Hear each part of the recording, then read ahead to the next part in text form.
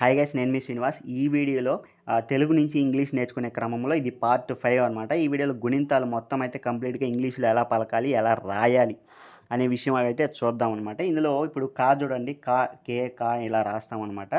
పలకటం key అన్నప్పుడు KI key చూసినప్పుడు మీరు కీ అని ఇలా పలకాలి, ఇలా రాయాలి తెలుగులో ఈ ఇంగ్లీష్లో అనమాట. ఇది కంప్లీట్గా ఏంటంటే తెలుగులో చదివి రాసేటప్పుడు 100% వర్క్ అవుతుంది. ఇంగ్లీష్కి వచ్చేటప్పటికి ఏంటంటే ఇది 30-40% మాత్రమే వర్క్ అవుతుంది అనమాట. అంటే 30-40% వరకే వర్క్ అవుతుంది. కొన్ని ఏంటంటే పదాలు మారిపోతూ ఉంటాయి అనమాట. అవి కూడా మీకు ఎగ్జాంపుల్ చూపిస్తాను.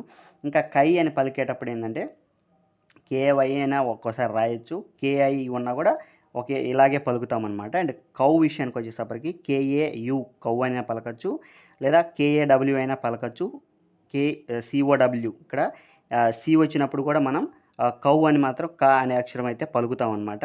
ఇప్పుడు ఎక్కువ మ్యాక్సిమం ఇదే రాస్తూ ఉంటాం అనమాట. ఇది ఇంగ్లీష్కి వచ్చేటప్పటికి సికే మారిపోతుంది, అది కూడా చెప్తాను. ఇక్కడ ఫర్ ఎగ్జాంపుల్ చూడండి, కింగ్ అని ఉంది, కా పలికింది, కరెక్ట్ ఉంది. సి కూడా కా అనే పలికింది. ఇలాంటివి కొన్ని ఇంగ్లీష్లో మార్పులు ఉంటాయి, మనం జాగ్రత్తగా చూసుకోవాలి. అందుకే 30-40% వరకే వర్క్ అవుతుంది. మీరు ఎక్కడైనా తెలుగు పదాలు చదవాలన్నప్పుడు ఇది 100% వర్క్ అవుతుంది. తెలుగు ఇంగ్లీష్లో రాయాలన్నప్పుడు వర్క్ అవుతుంది 100%. ఓకేనా? ఇంగ్లీష్కి వచ్చేటప్పటికి 30-40% వర్క్ అవుతుంది. మీరు రిమైనింగ్ అన్ని ముందు వీడియోస్లో 100% ఇంగ్లీష్ చెప్తాను. ఇవి బేసిక్స్ అనమాట.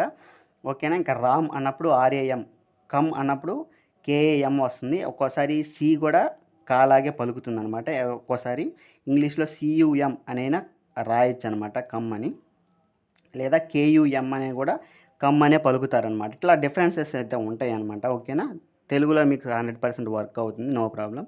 ఇంగ్లీష్లో మారిపోయినాయి, అవి కూడా నేను చెప్తాను. ముందు వీడియోస్లో మీకు 100% ఇంగ్లీష్ పర్ఫెక్ట్ అవుతారు. ఓకేనా? ఇంకా ఫర్ ఎగ్జాంపుల్ ఇక్కడ రిమెంబర్ ఉంది, సిస్టర్ ఉంది, రెండు రీ వస్తుంది, సి వస్తుంది ఇక్కడికి వచ్చేసరికి.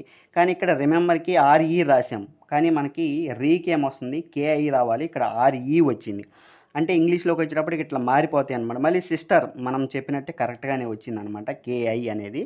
ఇలాగా కొన్ని సిచ్యువేషన్స్లో అయితే ఇంగ్లీష్లో మారిపోతూ ఉంటాయి. ఇవి మనం నేర్చుకునేగా మీకు అర్థమైపోతాయి అనమాట. ఇంకో విషయం ఏంటంటే, ఇక్కడ మీకు ముందు వీడియోస్లో కూడా వర్ణమాల అయితే కంప్లీట్గా చెప్పున్నాను, ఎలా రాయాలి, ఎలా పలకాలి అని చెప్పేసి. ఇది కూడా ముందు వీడియోస్లో ఒకసారి ఇంతకుముందు చెప్పున్న వీడియోస్ ఒకసారి చెక్ చేయండి ఈ ఇంగ్లీష్ గురించి. ఇంకా ఈ గుణింతాలన్నీ ఎలా మార్చుకోవాలి అంటే, ఇక్కడ కే ఉన్న దగ్గర మీరు గుణింతం అనుకోండి, జీ పెడితే సరిపోతుంది అనమాట. మిగతా అంతా సేమ్. ఇట్లాగా ఇక్కడ ఉన్న ఈ ఇంగ్లీష్ అక్షరాలన్నీ మీరు ఈ కే దగ్గర కానీ పెట్టేస్తే మీకు అన్ని గుణింతాలు అయితే వచ్చేసినట్టే అనమాట. ఇవి ఇంగ్లీష్లో 100% వర్క్ అవుతాయి. ఇది తెలుగు కావాలంటే 100% అనమాట. ఇది